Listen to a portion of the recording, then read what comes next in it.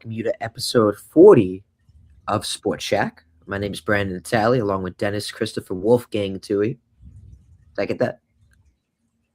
Yeah, you got it. Did get it. All right. And obviously, it's been a lot going on in the sports world, a lot in the NFL world, of course, in the football world, whether it's college, whether it's NFL. We'll bring you the latest takes, the hot takes, especially whatever dishes you want. We will serve it to you, whether it's hot or it's cold. We got you covered. And there's been a lot going on. Dennis, first off, how was your weekend? Pretty good. I worked a lot. I worked on New Year's Day. First of all, Happy New Year. Second, I worked on New Year's Day from 8 a.m. to 7:45 p.m. at my store. Time and a half, but it was a day. It didn't, we earned that time and a half the hard way. And I'm so sorry for the phone ringing in the background. All good. One of those things when you're recording in your house, nothing you could do. So if you hear it, sorry. But yeah, my weekend was fun. Worked a lot. Watched some football yesterday. Finished. This is like insane. Do you hear this? Do you hear the background? No? Slightly. Okay. So the voicemail is like playing through the phone. So now maybe people heard it. I feel bad. Anyway, enjoyed yesterday. Finished watching Homicide: Life on the Street in between football games. Great show. And just watched some games. Drank a lot. Ate some taquitos yesterday. I was home alone, so booyah. And just did Marvin Harry come to try to break in? No, I was mad because I had all my marbles set up and nobody showed up. The worst. That's good. They should make a Home Alone spoof, like an SNL. SNL will never do it because they're not funny. They're talentless acts. But kidding, whatever. The kid from Home Alone sets up all the traps and then has to call 911 because he gets sick or something like that. That'd be funny. It's like good guys and bad guys trying to get into the house. I think that's the plot of the third movie. And that has the young Scarlett Johansson. I've seen the third one, but I haven't seen it in a long time. I think that's the plot of that one, is where he's sick. And they're trying, I don't know if it's around Christmas time. But it's like, we were trying to get in his house. And he calls sick. Like he's sick from school. But then, obviously, he calls 911. People show up to the cops show up to the house, law enforcement. They don't believe, obviously, there's no robbers. They don't believe him. They think it's like all bluff. And then I think that's when he starts to set up the traps and all that fun stuff. I think that's the plot of the third one. I think now that you mention it, that does sound familiar. But again, I completely forgot about that movie. But anyway. Yeah. There we have it. I think you knocked yourself out there, buddy.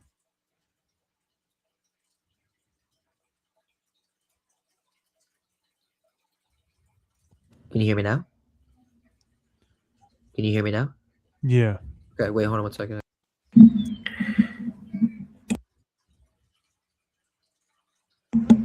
Now can you hear me? Yeah. Okay. All right, back. That's good. Sorry, I switched microphones. Maybe I was muted. Now I unmuted myself. Okay. Anyways, I only consider the first two Home Alones. They're Home Alone movies. I don't consider the rest of them. I think they're all frauds. My opinion. I have seen the third one. I haven't seen it in a long time. I know they came up with one recently where Buzz is like a cop now, and he actually appears at the house. And he says the famous, "And you are home alone?" Something like that.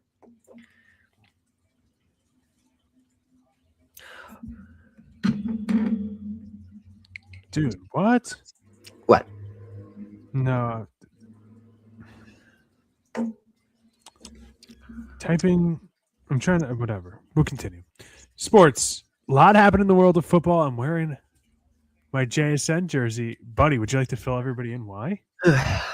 You recently won in our fantasy football league. You got a big cha-ching, big reward, and obviously you splurged. I feel like it definitely It was my idea, right? That you kind of got it from where I you was get always gonna do this. you're gonna do it regardless. I was always going to do this regardless, no Where matter what the payout was. I'll buy a jersey for the player because it was almost like before we got the hard trophy.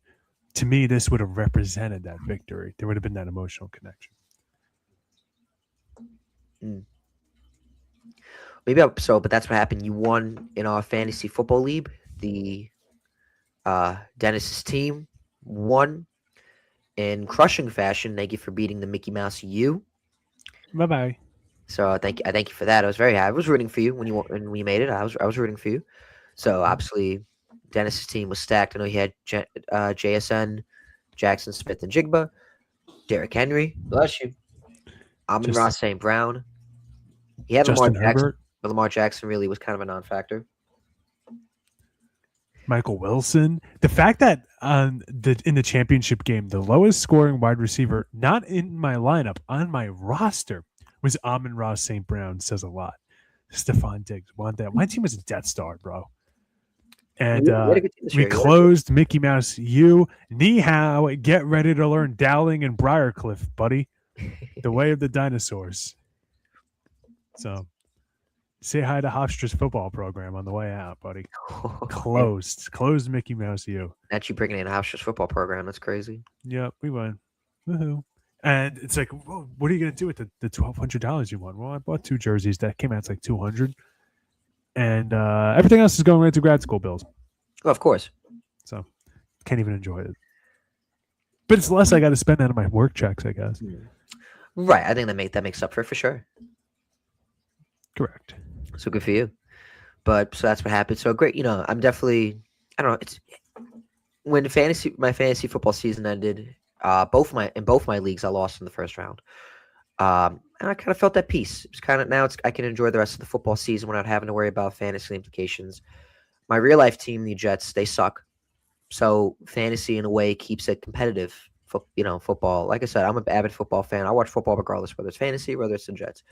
But all I'm saying is when you have money on the line, it makes it more competitive, and especially when you do it against people that you've grown up with in the league for a long time. So that's what makes it. But it was good when I was kind of finally at peace. I didn't have to worry about fantasy implications. Just relaxing and just enjoying the game. Jets unfortunately make it not enjoyable, but that's obviously something I'm going to dive into. But great fantasy football season. I'm ready for next year. Definitely never taken a rookie running back again for a long time, unless it's Saquon Barkley. I fell into the bait of taking Ashton Genty when I was going to take C-Mac. He was my pick. I was going to take him all along, but everybody psyched me out of it. So now I learned my lesson, stick with my gut, know my players, and do my research. Or otherwise, my season would have been different. I would have had to made the trades I've made, but you live and learn. That's my fantasy recap.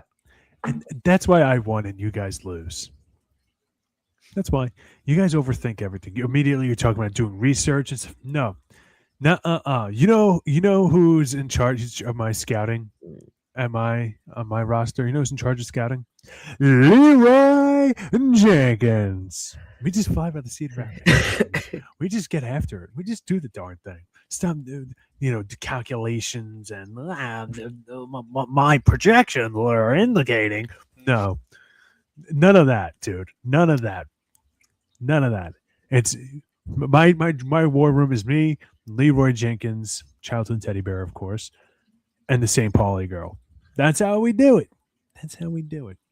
Crush beers, make draft picks. Yeah. I wish we got together like we used to get together a lot, but obviously everybody moved, people are away. So, but I don't mind doing it just obviously over Zoom. But obviously I don't got to worry about fantasy football season until next year. I'm happy that the regular season is over in terms of the Jets. It's probably the worst season I've ever watched. I thought last year was bad, considering the talent we had and just the expectations of Aaron Rodgers and the coaching. I thought last year was bad. This was arguably the worst. Yeah. So like I said, I just want to dive into that later. But like I said, I'm just glad the regular season's over. In terms of that, I don't have to suffer anymore. And it sucks that I have to kind of root for the season to be over to kind of feel at peace with the football season. So hopefully next year, the Jets are somewhat competitive and they're not eliminated from playoff contention, or maybe they're in playoff contention till at least like mid-January, until the last week of the season, And But I'm excited for the playoffs. Great week 18. Definitely, I'm excited to dive into the playoffs and just week 18 matchups. But yeah, Dennis, what do you got to say as the regular season wraps up? So Giants are out of it too. So The regular season for both New York teams sucked. Basically the story of our lives at this point. But onward and upward into the playoffs. We got 14 teams left, and I'm locked in. I'm ready to go. One of these teams, I got the jersey for. So I guess this is my winner pick. If the Buccaneers made it, I guess I would have rooted for them too. JPP get another ring. But now that he's not, now that they're out, because they still have Sterling Shepard down there too, so they got a couple of Giants. I'm rooting for underdogs. I'm rooting for the Seahawks. I'm rooting for underdogs. Like if the Panthers win, I'll be psyched. Rico Dowdle, bro, that's my guy. I nearly got his jersey. In fact, I actually looked for it, but they didn't have it in men's. So they had it in women's. I'm not a lady. It's weird. That is. I guess there was. I don't know why they want to have it for both men and women. It's weird, in my opinion. What are you gonna do? But I was gonna say, in terms of the NFC South, it's crazy how much that Jets Falcons game, and I watched a video on it, had very ramifications. Why I mentioned the Jets again, because if the Jets didn't beat the Falcons after Thanksgiving, that game, I think it was week 12, week 13, then the Falcons actually would have won the division. They would have been in the playoffs. Raheem Morris would not have been fired. The GM of the Falcons would not have been fired. We could have had this. Could have been a whole different conversation. Bryce Young's future would have been in question in Carolina. And obviously the Tampa Bay Buccaneers, Tampa Bay, that's just what happens with the Tampa Bay Buccaneers. But the NFC South, man, it's a roller coaster. It's just weird teams. The Bucs were running away with it. You would have thought. I think they were 6-2 at one point, and now the end of the season 8-9. That's very bad. It's a bad collapse. I don't know what they just weren't winning the games. They weren't coming through. I don't know if it was injuries or just bad special teams. The coaching, it just didn't work out for them. But obviously trouble in Atlanta, like I said, if that loss to the Jets cost them their playoff spot, just like many other losses this season. They ended the year winning 4 straight. They ended up 8-9. And when you look at the Panthers, shout out to them. They end the playoff drought. They finally made it to the playoffs for the first time since 2017. That's when Cam Newton, Ron Rivera was still on the team. Christian McCaffrey's first year in the league. And, honestly, I was very happy for the Panthers due to the fact of, obviously, like I said, what's going on with Bryce Young and Dave Canales, who's obviously put together a good team down there, great offensive coach. And, obviously, they've had some consistency issues, but they've had some big wins. They beat the Rams. They obviously beat the Bucs a couple weeks ago. So they've obviously put together a good season. So now obviously they made it to the playoffs. So let's see what they do. I'm excited. I'm excited for this playoff, especially because the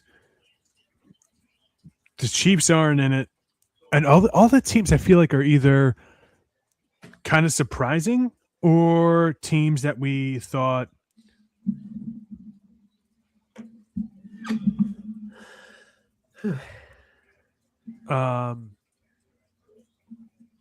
Like everybody's even, I feel like. And I'll get into that a bit. Like the Packers and the Bears have played each other a few times. They're going to play each other for the 3rd time. The rubber match this year on Prime Video on the 10th. The 2-seeded Bears hosting the 7-seeded Packers. Those teams have been dead even all year. Like this feels right. The Eagles and the 49ers, I don't think there's a big difference between either of those teams, regardless 3-seed and 6-seed. 4th-seeded Panthers, 5th-seeded Rams, home dogs the Panthers are going to be. Should the Rams be 10.5-point favorites after how atrocious they played last week? I don't think so. Like I could see that going either which way. I think it's, I would give a 99% chance the Rams win, but for the Rams to just completely steamroll the Panthers, I don't know. You have kind of like the most bizarro team in the darn thing in the Panthers, and you have a Rams team that looked completely lost against the Falcons a couple weeks ago and tried to pull it together late but couldn't. So I feel like that whole conference is pretty even. And ditto for the AFC. Texans Steelers. according to ESPN, is -3 for Houston. At home, that doesn't seem right at all. But at the same time, too, the Steelers team has shown that they will not go away. They're a disciplined team for the most part. And while they don't have the top tier talent as a team, as a unit, they have shown that they can weather adversity. The Jaguars in the Bills against the Bills, but the Jaguars are hosting the Bills. Okay, now this is interesting. It's January. Buffalo's in the playoffs, and they don't have home field advantage probably at any time in the season, in the postseason. That's interesting. The whole year, people have been talking about Buffalo and their wide receivers and whatnot. If they were better, then this team really could be unstoppable. They have a great run game, but now you're going to a warm weather place that's usually going to be more fast paced football. That could play a role. As weird as that sounds, that could be an equalizer there. Patriots at Chargers. Chargers have been disappointing. I'd say out of all the playoff teams, they're kind of the team that we don't know what they're going to get the most. They look like such a Jekyll and Hyde team. Meanwhile, you have the Patriots, new head coach, second-year quarterback, and they rebuilt like that after the Mac Jones, Bill Belichick era. And that's fun. That's exciting. And then, of course, you got two really exciting one seeds in the Seahawks and the Broncos, who at one point were a Super Bowl matchup, I guess, 10 years ago. So that's fun, man. It's fun. It's fun playoffs because you don't really know who is going to be the last team standing, and save for maybe 2 or 3. I feel like if the Panthers, Steelers, or Chargers won the Super Bowl, I think all of us would be like, whoa, that's crazy. But all the other teams, we could definitely see, or maybe not even, maybe you could take the Steelers out of it. Mike Tomlin and Aaron Rodgers, really good head coach and an aging quarterback who's won a Super Bowl before. Like, any of these teams could win it, and all of them you could kind of talk yourself into right now saying, like, yeah, that makes sense. I could see that there being a path because there's just so even. There's not one team that's just a Death Star. I guess if we're ranking all the 14 playoff teams, easily I would say number 1 is the Seahawks right now. But I don't think the difference between them and everybody else is that drastic. I just think they're consensus by a slight consensus number 1. So I'm excited for the playoffs. Yeah, I'm excited for the playoffs. I know last night was definitely was a great game. I don't know if you've watched. You watched the whole thing. Yeah, I watched the whole thing too. Definitely a very great matchup. Was going to say, I did not expect. I thought we're going to watch the end of Aaron Rodgers' career, but absolutely Tyler Loop said otherwise. And you could see it was very windy conditions, and just I don't know that ball was just hooked right. The Ravens on that last drive, I don't know what they probably could have ran. People saying they could have ran another play. They could have, run the ball with Derrick Henry and then call a timeout. Maybe Lamar could have checked it down and get an extra 5 yards. When I saw that the field goal was 44 yards, I was like, okay, this is not a given. This is not an easy given chip shot. Right away when NBC showed that, that graphic on the bottom. So, it just, Tyler Loop, yeah, you know what? You can't make them all. It's unfortunate. The Ravens put themselves in this position for a reason. So Tyler Loop, hey, you know what? He didn't do his job. I get that. But he shouldn't get all the blame. This is a whole team effort. Trust me. So Tyler Loop should not feel all the blame. But obviously, this is definitely a crushing blow. And obviously, the Ravens now, they head home. So after all the season they've been through, this is what happens. So, hey, you know what? It wasn't their year. But obviously, in terms of the Pittsburgh Steelers, they win the AFC North. Aaron Rodgers we get another week Aaron Rodgers, and it's going to be an interesting game against the Texans. Never thought I'd see that playoff matchup, the Steelers versus the Texans. That's going to be an interesting playoff matchup. And the one thing that I like to say about the Aaron Rodgers thing with the Jets, look, hey, I've talked about Aaron Rodgers on here plenty. I think, like I said, there definitely was a lot of talent left in him last year. The Jets were just not the fit. They were not the organization. Jets are a lot. So the right thing to have happened was for them to part ways. And not just for Aaron Rodgers' side, but from the Jets side. Aaron Rodgers, he wants to win. He wants to go out. He's a competitor.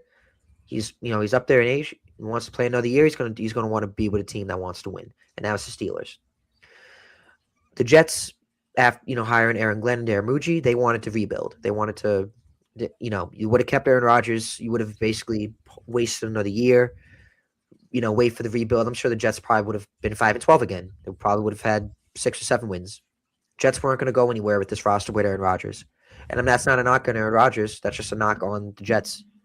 So I think we need to get rid of this narrative that Aaron Rodgers, if we had Aaron Rodgers, the season would have been different. No, would it? What, maybe five? We would have had 5 wins and we would have had the second pick. This had to happen. So whether Jets fans like it or not, this had to happen. They had to go 3-14 this year. Recuperate on the draft picks, trade away Sauce Gardner, trade away Quinnen. We get all these picks, and yeah. So we'll, like I said, that's it. It had to happen, unfortunately, and so hopefully this offseason they can put together the roster. This roster was not good, regardless of Sauce or Quinnen. They were competitive at first, but then after the deadline, they weren't anywhere to be seen. Maybe after the Falcons game, they were competitive. They were competitive in a lot of games. People forget about it. They lost a lot of one-score games, but like I said, they can go into this offseason, rebuild, and go from there. You had Aaron Rodgers on this team this year. It wasn't going to be any different. You're just going to waste his time, and he probably was going to retire on a bad tenure, and it would have been a disaster for the Jets, especially from the money aspect. So to say that Aaron Rodgers would have made this team different this year, to me, is laughable, in my opinion. So I'm happy for Rodgers. I'm happy for him. He's one of my favorite quarterbacks growing up. It didn't work out with the Jets, so I'm happy he's doing good with the Steelers, and he's in the playoffs again. It's gonna be fun seeing Rodgers in the playoffs, and I hope he does good. And that's my thoughts on that. So good for the Steelers, and yeah. Yeah, I don't really think, like, for people saying that they never should have gotten rid of Aaron Rodgers. My hair looks horrible today. You telling me? Oh my God. I gotta I gotta take my hat off just so it doesn't look like I have a massive bald spot in the front. This did not look good at all. All right, anyway. It just looked so weird with the hat, whatever. But the front of it is orange, it's an Orioles hat, whatever. For people taking they never should have gotten rid of Rodgers. Shut up. Let's be honest. Thank you. Steelers have a very good defense, not as good as it used to be, but still very good. And there's another huge elephant in the room. The AFC North going into the year, every year, people think it's going to be a bloodbath. Arguably, the best team in that division was probably the Browns. Well, I mean, at the end of the year, down the stretch, their defense pulled together. It was easily the best unit in that division. And that's a whole nother. We definitely got to get into the coaching fires too. So we should definitely dive into that. You want to talk about a team that's a quarterback away? I was the most impressed by the Browns this year. Honestly, the fact that even with weirdness at quarterback again, and the Shedeur Sanders circus and all this other stuff, they weathered the storm and were competitive down the stretch. Meanwhile, you have the Steelers without DK Metcalf collapse, and they need to use a time machine in a Lazarus pit to get Aaron Rodgers to get them through the game. And the Ravens, were without Lamar Jackson a few times during the year, but Huntley's not a bad backup quarterback. And even then, Mark Andrews barely got targeted for half the year. Derrick Henry, as much as he's my guy and would be $1,200, there was a good stretch in the year where he was not good, right? At least not to his standard. Down the stretch, he was King Henry again. The Bengals, King Henry, the most illy prepared team in the NFL every single year. Their coaching sucks. I don't know why. You know me, I'm not a kill the coach guy, but at this point, what are we doing? You're wasting the careers of Jamar Chase and Joe Burrow. They're always so illy prepared. To the Bengals aspect, real quick before I let you get back, I think a lot of this team is kind of riddled by injuries and the quarterback. I disagree. The Bengals. I think that the season would have been different had Joe Burrow not get hurt.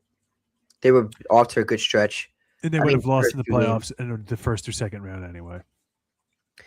I mean, at least they would have been in the playoffs. I like one thing about the Bengals organization is that differentiates from the Jets. They have a lot of continuity. They're not dysfunctional in that aspect. They have a coach. They keep him for 20 years, like a Marvin Lewis. But that's a mistake. even with Zach Taylor, look, they were what, 2-14 the first year? And then obviously they got their quarterback and they didn't have a good year, but they still had faith in Zach Taylor and they had the foundation. They drafted Jamar Chase. Look what happened. They went to the Super Bowl that year. So my thing with the Bengals, they know how to have continuity and keeping the foundation, trusting the foundation. And so that's what I want the Jets to obviously have. And that's obviously another discussion. That's why continuity is a good thing, but bad continuity is just as bad as no continuity. Their team every single year struggles, healthy or otherwise, struggles in the first half of the year. This time it was injury related. But at the same time, too, if you can't develop the offensive line to keep Joe Burrow healthy in the first place, which has been a problem for them, even the year they went to the Super Bowl, he was the most sacked quarterback in the league by a massive margin.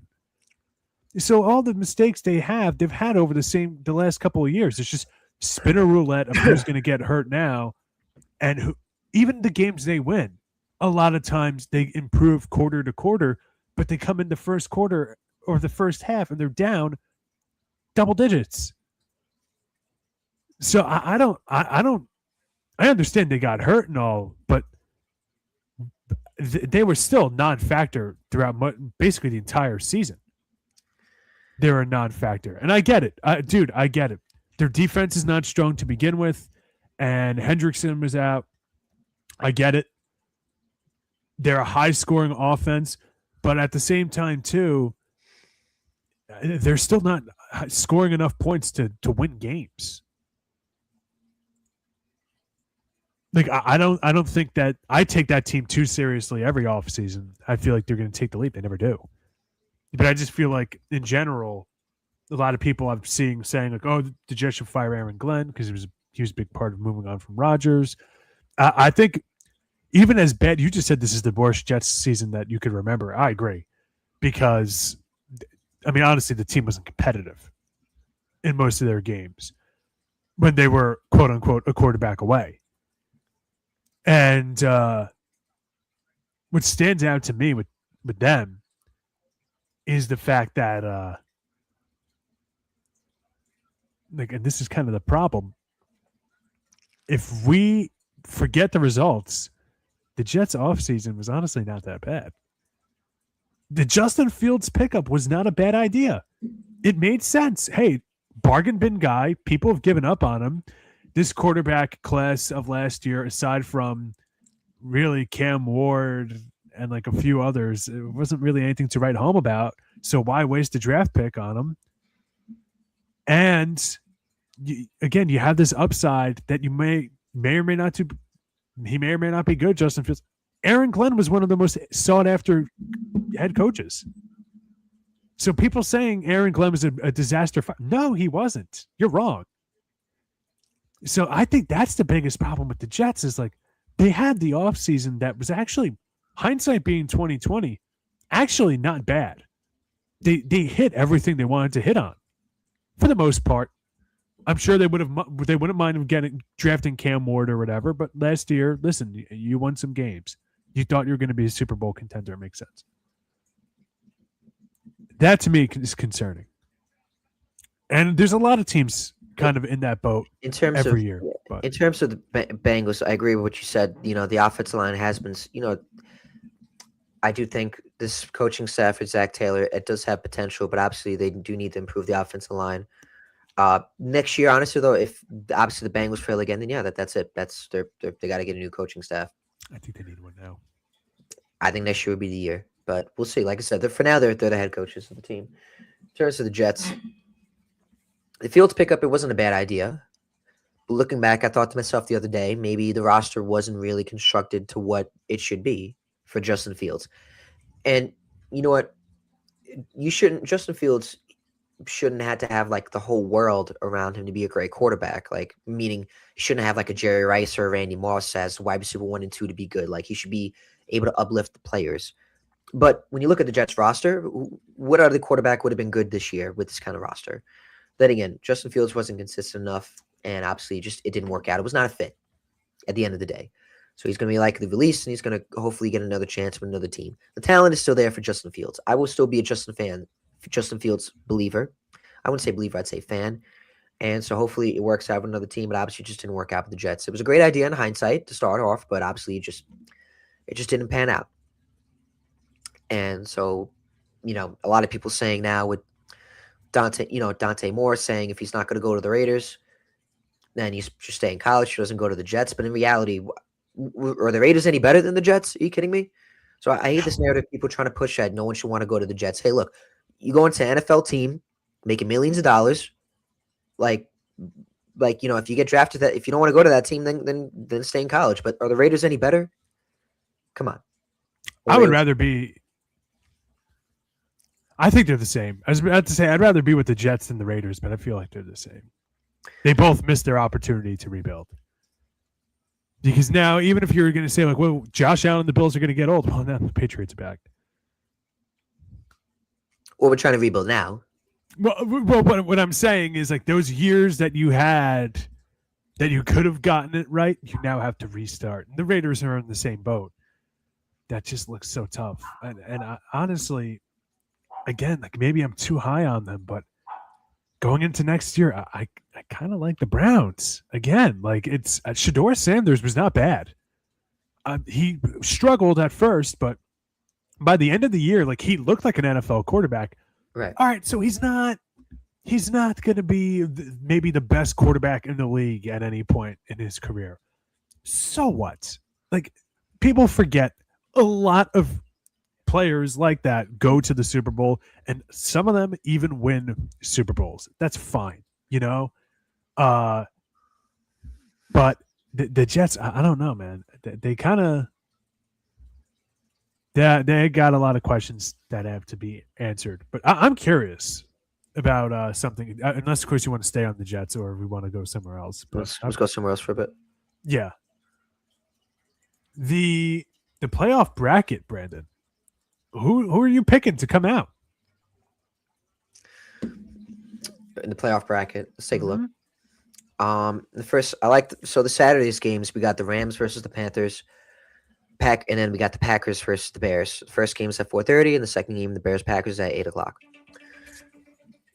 Sorry about that. It's all good. I wouldn't sleep on the Panthers, even though the Rams are kind of coming off hot, and obviously they're getting Devontae Adams back. Obviously that the Panthers upset the Rams a couple weeks ago. And I feel like that kind of set the tone for the Panthers to win the division. If it didn't, I don't know what did. So I wouldn't sleep on the Panthers in that matchup. I think that's going to be a good game. Now, I wouldn't sleep on the Packers in this matchup. Now, the Bears are kind of coming off hot. They have a lot of momentum. They didn't have a good game last week. Ben Johnson's not happy, from what I've heard. So he's going to come out, he's going to want the Bears to come out red hot and obviously against the Packers. So, the Bears have been talking a lot of smack. They've been talking a lot of, I'll say it, they've been talking a lot of shit. Caleb Williams with the Packers suck and the cheesehead walking around the streets of Chicago. That's talking a lot of smack. So if the Packers find a way to upset the Bears here, the Bears are not going to let this down. People are not going to let them down for this. So, if you had to ask me right now, I'd say the Bears will win that game. I got the Bears beating them, but I wouldn't sleep on the Packers because the Packers obviously getting Jordan Love back. Whether they have Malik Willis or Jordan Love, I don't really think it changes anything. But I think they're going to be ready to go. It's Matt LaFleur is going to be looking to obviously win to avoid being one and done because they might get let go. He might, if they have another one and done season, so is the GM of the team. In terms of the Rams and the Panthers, I would say I kind of like the Panthers. I just like what's going on with them right now. Me too. I was going to say I can't go against big guy Rico Dowdle. I just like the momentum of the Panthers. I wouldn't sleep on them. Now, in terms of the Sundays matchups, obviously we got the. But actually, you know what? Let me hear your thoughts on the Saturday matchup before we go into the Sundays matchups. I don't care. Puka, Devontae, Matt Stafford. I don't care. There's one game wrecker in this game, and his name is Rico Dowdle.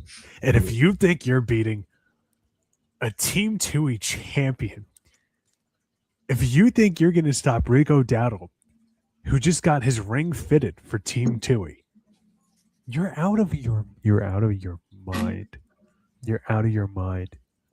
Take your Kmart Chargers jerseys and get lost, Rams. You're coming to Carolina, baby. You're coming to Carolina. You're going up against a hurricane, and that hurricane, his big old claws, big old teeth, and a big old growl. You're going up against the Panthers. And let me tell you, brother, Rico Dowdle and the Carolina Panthers will win this game. I think the 10.5-point spread isn't that bad. I just think who has it is wrong. Panthers by 11. No, that's insane. But can't wait. I'm rooting for the underdogs. Come on, Can't wait. we're rooting for the undercats. Come on. Yeah, like I said, I don't think the Panthers are a scrub team. They're not a consistent team, and Bryce Young is not consistent. But I like the Panthers. I think a better team to be in the playoffs than the Bucks. And after watching Saturday night's Bucks versus Panthers games, Vegas was calling in pretty hot. I don't know if you saw the unmissed calls. The unmissed calls by the refs. Refs, I think, had a very big factor in that game, in my opinion. But I think I'd rather see the Panthers in than the Bucks. So, like I said, I think the Panthers, they're not a team to mess with.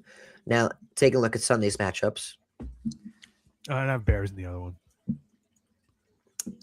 I got the Bears, but like I said, don't sleep on the Packers. Go Pack Go. I used to play for the Packers when I played flag football. Oh, yeah? It was a Packer, yeah. There's You a were Packer, a Charger, a Giant, a Patriot, and a Raven. This is a true test for Ben Johnson, in my opinion. If he's, if they had a great year, don't get me wrong, but the job's not finished. Obviously, yes, you want to get to the Super Bowl, but obviously what would make it a successful season for me to the Bears is obviously getting that playoff win. So, like I said, if the Bears find a way to lose, it's not going to look good on Caleb Williams and the Bears for talking all that smack. So, we shall see. It's definitely, NFL script writers definitely cooking up something good with that. What do you think of that?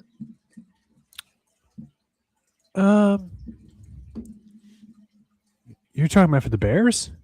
Yes.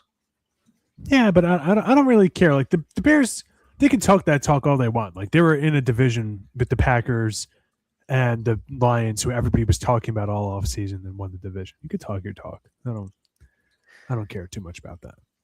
All right. But now, let's look at Sunday's matchups. We got the Bills versus the Jaguars. Obviously, the Bills playing the last game at Highmark Stadium yesterday. The Niners versus the Eagles. That's at 4:30, and then the Patriots versus the Chargers at Sunday night on NBC. Obviously, Mike Tirico and Chris Collinsworth will be on the call for that. The Jaguars, man, what a turnaround for them. They did not have a good season last year. Obviously, Travis Hunter went down, so that their first, that sucked for them. But that still didn't affect them because they ended up going 13-4. Trevor Lawrence has been playing the best football that he's been playing. That's why they drafted him first overall. I wish he was a Jet, but he was meant to be a Jaguar. What are you going to do? Liam Cohen has definitely set a good foundation down in Jacksonville, Duval County. So obviously that was a good hire for them. He almost went back to the Bucks, but then he turned around and said, "Hey, you know what? I'll take the Jaguars job." And obviously it's paying dividends for the Bills and for the Jaguars. So that's going to be an interesting matchup. But obviously Josh Allen is definitely as long as the Bills got Josh Allen, that's going to be a fighting chance. So I'm going to say the Jaguars got a good shot. I'm going to go with them for this matchup. I think that they're just a red hot team and they just look really good. I don't think they could make it to the championship game, in my opinion. I don't really think they're a team to not I don't think they're a team that's not going to cause any noise. I think they're going to cause a lot of noise, the Jaguars. Now, in terms of the Niners and the Eagles, the Eagles, I feel like they're able to turn around their season, but obviously San Fran, they've had a good year. So, even though they got home field advantage, though, I like the Niners in that matchup as long as they got Christian McCaffrey. And, Brock Purdy, he was playing good football. So I think the Niners are going to take that matchup. Again, you never know. I mean, actually, there's been a lot of friction with the Eagles this season, so we'll see how that season goes. Now, the Patriots and the Chargers, that's obviously, Mike Vrabel was able to turn that team around. Drake May playing at MVP level. The Chargers, obviously sneaking in the playoffs again, but obviously going 11-6, if I'm correct. But obviously, I got the Patriots that matchup, so that's my takes on that. Trying to write down your picks before I make mine. I want to see who gets more right. So you have Bears, Patriots, Jaguars, and you had the Panthers upsetting. Yeah. Okay. All right. And you had for the Sunday game, you also had Houston. We didn't get to that game yet. We were Oh, just okay. talking about. I was All right. talking about Sunday So match. Sunday, so then you had Eagles over 49ers. I got Niners over the Eagles. Okay. All right. So we will finally disagree on some of these, Brandon. I don't know if we have any Sundays the same. Originally I was gonna go Jaguars, but for the sake of the program, I will go uh I will go Bills here. I feel like this is a coin flip game. I do think I could see the Jacksonville Jaguars winning by like 2 or 3, but I'm gonna go Bills for this one just for fun. I Okay. feel like these two teams are pretty even, and if Josh Allen continues to play how he's been playing, that could be pretty good. I mean, late game Josh Allen could be an absolute unit, and I don't know if the Jaguars can stand up against this. I mean, the the Jaguars kind of cut through their division like a hot knife through butter. You know, like they didn't because they had a very bad schedule, a very bad record last year. They got a lot of leniency with who they were playing up against this year. They beat the Panthers week 1, who yes, they're a playoff team, but and again, it is mostly for funsies and jokes about my love for Rico Dowdle because he has a fun name. But when they started using him as the RB1 instead of Chuba Hubbard, their team really turned around. So early Panthers games, I kind of have to write off. They lost to the Bengals. They beat the Texans. They beat the 49ers. I'm pretty sure that's the Mac Jones era. They beat the Chiefs, who turned out to kind of be frauds in a tight game. Lost to the Seahawks, lost to the Rams, beat the Raiders 30-29, lose to the Texans, beat the Chargers 35-6, beat the Cardinals, beat the Titans, beat the Colts, beat the Jets, beat the Broncos by 14, which shocked everybody. Beat the Colts again, and then blew out the Titans. A lot of those wins against kind of middle of the pack to bad teams. I don't know. I don't know. I'm giving it to the Bills. I'm giving it to the Bills, and I actually kind of agree. We don't talk too many betting lines on here, but I actually agree that it's going to be a tight game, like a between a 1 to 3 point range. Eagles at 49ers. You went 49ers. I'll go Eagles. Okay. I've not really been too impressed by that 49ers defense. Even if, and listen, I understand Nick Bosa is a very good player. He's kind of the face. Him and Fred Warner are kind of like the faces of the 49er defense. Even though they're out. Right. They're out. And even if like Nick Bosa was playing, like, how long is he going to play in that game? Let's be honest. So I think the Eagles, I feel like they can turn it on. And McCaffrey versus Barkley.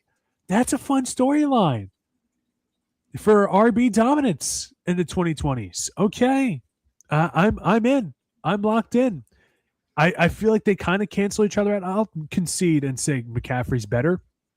Kittle's a better tight end than Dallas Goedert. Pretty close. I think Dallas Goedert is very underrated. But then the receivers is overwhelmingly in favor of the Eagles. And I'd say the defense is also in favor of the Eagles as well. Offhand, special teams probably cancel each other out. Right. I will say coaching in favor of the 49ers. Close game, giving it to the Eagles. And then to wrap up that Sunday, we are going to go Chargers and Patriots. All right, so this is when we're going to agree on. I'm going Pats. Here. I picked them to win that division before the year started, and I'm still with it. I understand they had a complete – we want to talk about cakewalk schedules. Come on. But the Chargers, man, if there's a way to lose, they keep finding it. They have talent on their roster. I like Herbert. I actually like Herbert better than May, but I don't know. I feel like the Chargers should win. I feel like the Patriots will win. And I know the Patriots are favored, but whatever. Okay. I feel like the Chargers, you finally have your opportunity to beat this kind of team, and I don't think they're going to do it. Yeah, we'll see. It's definitely going to be very interesting matchups to come this Sunday. It's definitely some great matchups in my opinion. Again, like I said, with the Eagles, talented roster. I think they put it together at the end of the year. Just a lot of friction, and I don't know. I don't want to doubt the Niners because even though they didn't have a good game against the Seahawks this week, I still think with Christian McCaffrey, Kyle Shanahan, Brock Purdy, and the rest of that the team. I don't think they're a team that should be messed with. And traveling to Philadelphia, that's not easy itself, but I just really like the Niners. I feel like that's a coin flip game. It could be, but I feel like the Patriots and the Chargers, that's not a coin flip. I think the Patriots are going to move on to the second round. I'm with you. That's a handed Patriots win. And for Monday, you went first. The other two, I'll have some fun for our boy, for the J and BDJ. Got to go to our boy, the season ticket holder, Josh Gable. We got to go for Texans, man. That's our guy. I don't. You know what? The Texans, they always find a way to make it to the second round, but they never find a way to get past the second round. The Steelers do get DK Metcalf back, and I feel like they're riding a lot of momentum right now. But then again, the Texans are also no scrubs, so I feel like we shouldn't doubt them. So you know what? I don't know. This is a tough call. This is not a coin flip. I'm trying to decide what it should be. This is one of my locks of the week. I'm going to go with Texans, baby. Bold noises intensify. That's what I'm talking about. I don't know. You know what? And because of what's going on, like I said, I'm not going to doubt Aaron Rodgers. I think the Steelers are riding on a lot of momentum, but what was I going to say? I think right now what's going on with them, what's going on with the Texans are a very good team. So, I guess I'm going to go with the Texans too. For BDJ, for Josh, yes, go with the Texans because they're a really good team, and I think the defense would be able to could play a better job than the Ravens did. So I think they're going to definitely be able to get to Rodgers a lot, who's playing hurt, but he's also finding ways to win. So yeah, picture me for the Texans. Punch me down for the Texans too. So our only dissension is Panthers, not Panthers, excuse me. Bills and Eagles for me when you went Jaguars and 49ers. Yes.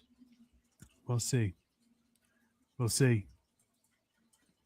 By the end of the playoffs, whoever has the most wins, the other buys them Croxley. I'm not opposed to that. Yeah, sure. I'm not opposed to that. A nice $25 nice $25 wager. So you wait, the team with the most playoff picks? Yeah, the most, and we're not doing spreads or anything. No. Just money line picks. Yeah, just who wins. We'll have fun with it. But I like that. You know what? Yeah, because I don't know. I want to root for the Steelers, but what's been going on and people just talking about the Jets, I think I'm like. Yeah, you're such a Jets fan. That's the thing about me. Like I'm so unemotional with the Giants. It's just what's been going on with the Jets, the Rodgers talk. The Jets should have been better if they had Rodgers. They should be better. Like, no, I don't know. I don't know if I could take it anymore. So I think I would have to root against the Steelers. I'm not going to, like I said, I think the Texans are a good team. And like, I'm not just thinking emotionally. I think the Texans are a legitimately great football team, great coached, great quarterback, great defense. So I'm just saying, I legitimately think they got a good shot against the Steelers. Even though they're going to the Steel City, they're not someone to mess with. I think this is kind of insane, but I think even if Davis Mills was playing for the Texans, I'm picking the Texans. I just think they're a better team. I think they're better. I don't think there's one thing the Texans are better. The Steelers are better at. Maybe quarterback if you're going against Davis Mills, but even then, I don't know. Kamari Fairbairn has been an absolute sniper of a kicker. The Texans defense, I think. Ready for a breakout clip? Sure, go ahead.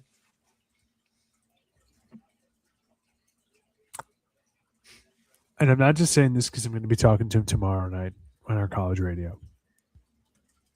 2 and Gable Talk Sports, 8 o'clock, OWWR. Yes. This could be the Texans' year. Okay. They can win the Super Bowl. It's possible. It's You know, very possible. it's very possible. It is I don't think very, they got a really very good team. I possible. would love to see the Texans finally make it to the not just the Super Bowl, but the championship game.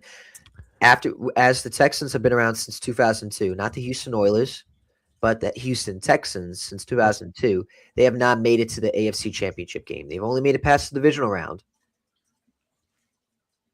Listen,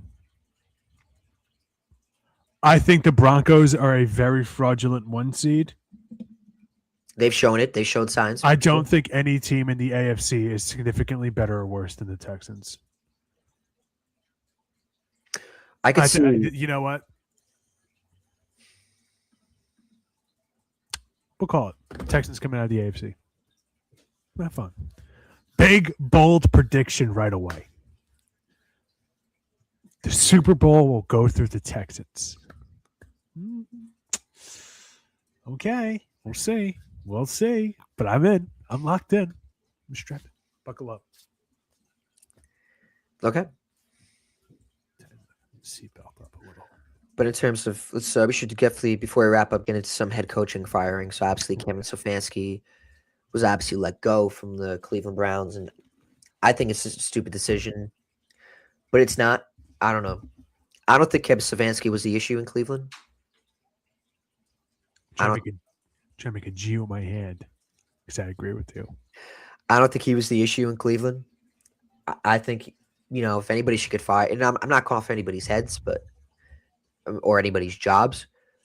But obviously, Kevin Stefanski never should have been the problem. A lot of the blame with the quarterback issues should go to Andrew Berry. That's the GM. Baker Mayfield changed that organization, brought them back to relevancy. So when he was playing hurt, a lot of quarterbacks were playing hurt. But obviously, changed an organization. You drafted him first overall. You didn't need a quarterback.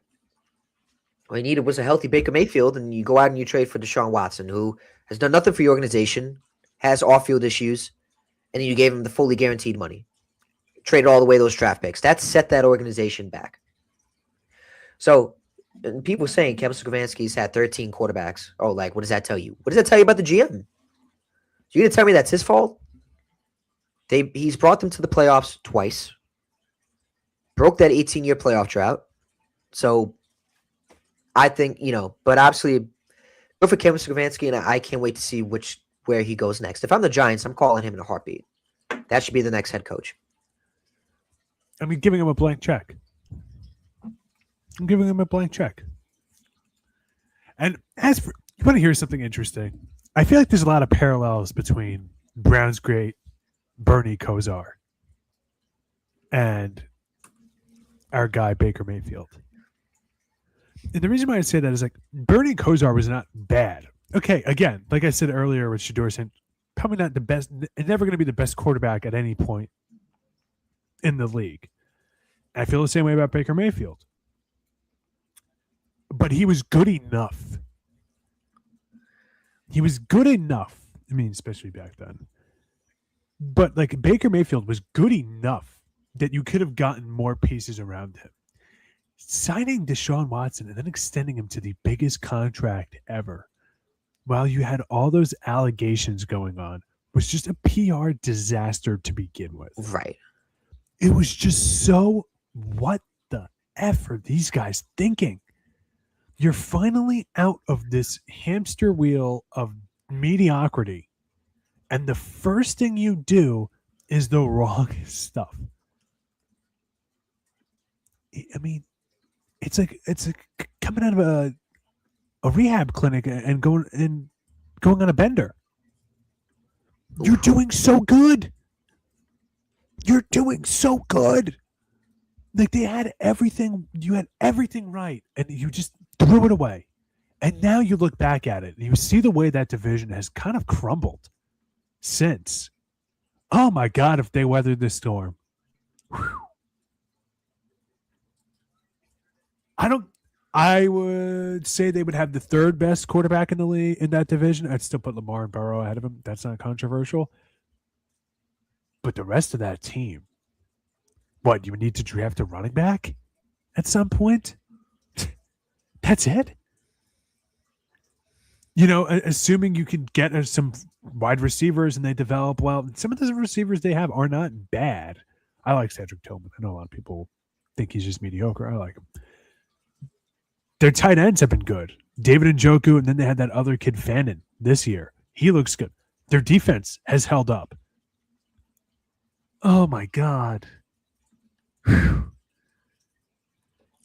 Oh, dude, it's the worst trade in the history of the NFL. And I know people are going to say Herschel Walker. Herschel Walker was declining, but it wasn't bringing in an alleged rapist of 70 victims. Well, what do you want me to say? It's no, hey, like, how do you lose your fan base? Like, I told you, I went to Cleveland. Not last fall, but the fall before. I went to Cleveland. Right. And so while I was there, I actually went to a Buffalo Wild Wings, funny enough.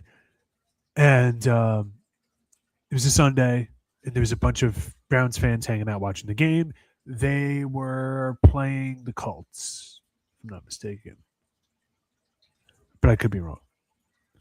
Regardless, I see a bunch of Browns fans, and I was in the bathroom. I saw a guy wearing a Browns jersey. We're washing our hands at the sink. So I started talking to him, and I asked him about, like, what do you think about Watson and whatnot?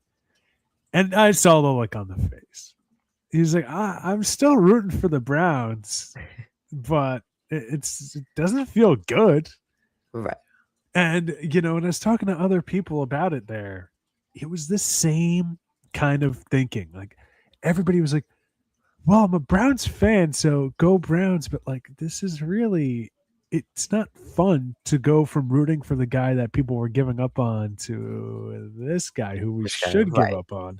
Like, it was a weird shift for the fan base. You look at all the injuries he's had since. Meanwhile, Baker Mayfield has had a little nicks here and there, but nothing major that really, like, hampered his teams. Getting rid of Kevin Stefanski, part of me wonders if he asked, like, if you want to fire me, just fire me, so he could pick his own team, because there's going to be head coaching positions open. And right now, I would say the Boku one, especially if you're an offensive guy like Stefanski, is the Giants. I think you'd be crazy to not want to go there. I think there's a power vacuum in that division. I think you have the quarterback figured out. You have a really good running back in Scadaboo, excellent wide receiver Malik Neighbors, a good wide receiver 2 in Wan'Dale Robinson, and heck, even a pretty decent wide receiver 3 in Darius Slayton. You got 2 good tight ends. You have defensive weapons. Secondary could use some work, but even then, you have some guys that are at least competent. The only thing you have to figure out is your kicker. That's it. You have like a meal-ready team, permitted everybody's healthy, and all you have to really prioritize is somebody you could get as an undrafted free agent or in the last round of the draft. Yeah, that's a no-brainer. So I would listen, as a Giants fan, fire him, pink slip, whatever, pay him his unemployment. I don't care. I'm happy with it. Love it, love it, love it, love it, love it. But as a football fan, man, this team has really just kind of fallen apart at the seams. And hopefully Shedeur Sanders can bring them back to greatness. But I don't know. Now you're going from Kevin Stefanski. Well, who are you going to bring in? Is he going to be better? That's always the hard question with coaching firings and manager firings. It's not necessarily the guy you're getting rid of. It's who's coming in next. And is that going to make your team better, worse, or stagnant? So that's my take. As far as Pete Carroll leaving the Raiders, no doubt. He was good. He thought this team would be more competitive than they were. They weren't. He's an old man. He's not sticking around for this crap. Yeah, you know what? And we're going to wrap up after this because I do got to get going. But in terms of head coaching firings, Pete Carroll, he's coached past his prime.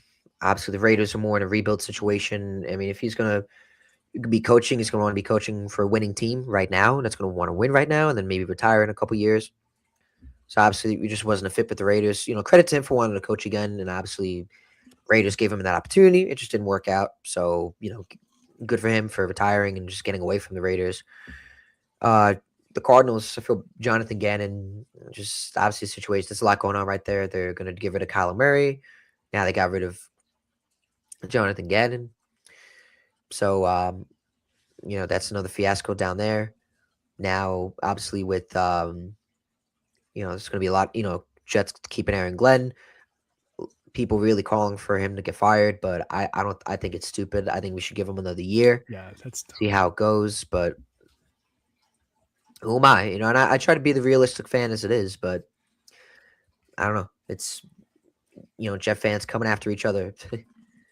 People, it's like whether you're team Glenn or you're team not. I don't know. People really want him fired, but it's like, who are you going to replace him with, and who wants to come here after that? Like, you got to give him an opportunity, give him a shot. Woody's finally starting to let the Jets do their own football operations.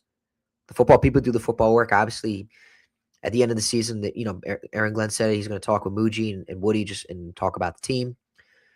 But obviously, I'm hoping he's letting them do their football work and he's staying out. But I don't think Glenn should be fired. At least give him another year, and then we'll see about that. That's my take on that. And I know there's probably a lot more firings than I know, but I just can't. Okay, obviously, Raheem Morris got let go. Oh, yeah. I don't know how I feel about that one. I don't think that's his fault, the way the team was. That's another team. Like, guys, get it together, man. Going into the year, everybody predicted the Falcons to run away with that division, and I thought those predictions were wrong. And I feel like this guy lost his job because of it. Give me a break. Like, who was going to be your quarterback 2 wound up having to be your quarterback 1. That never helps. And you were. I feel like defensively that team could have been better. But, I mean, I don't know. I felt like they put up some valiant efforts that to at least give warrant another year. He should have got another year, but obviously it just didn't work out. A lot of things didn't mesh well within the organization. Just real quick, like, they were at one point 3-2, and then they beat. That's after they beat Buffalo. They're 3-2. Then they're 3-3. They lose to San Fran. They lose to Miami. They lose to New England. They lose to the Colts in overtime. They lose to the Panthers in overtime. So then they fall to 3-7, losing 5 straight. The only one of those games they lost by 24 to the Miami Dolphins. That's the only game in that stretch that they were really, come on, get it together. Aside from that, all those teams were good teams. Then they beat the Saints. They beat your team. They lose to Seattle. Excuse me. They lose to your team, and then they win 4 straight to end the year against Tampa Bay, division rival, Arizona, 26-19. They beat the Rams 27-24. They beat the Saints. You fire your head coach? Are you effing kidding? That's just stupid. I mean, who loves this decision to fire Raheem Morris? The Panthers, the Saints, and the Buccaneers. Your opponent makes a mistake, don't interrupt them, as Napoleon Bonaparte once said. That's just so. What? Okay. You do you. You do you. But I think that wraps it up with that. Anything else before we go? I don't think so. Is there another coaching firing? Oh, well.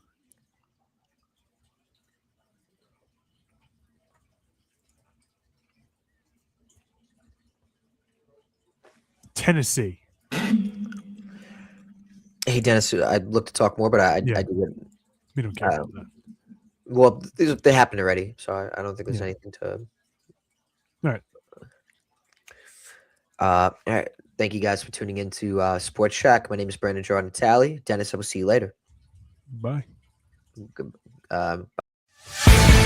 Thanks for watching. Don't forget to like, subscribe, and share.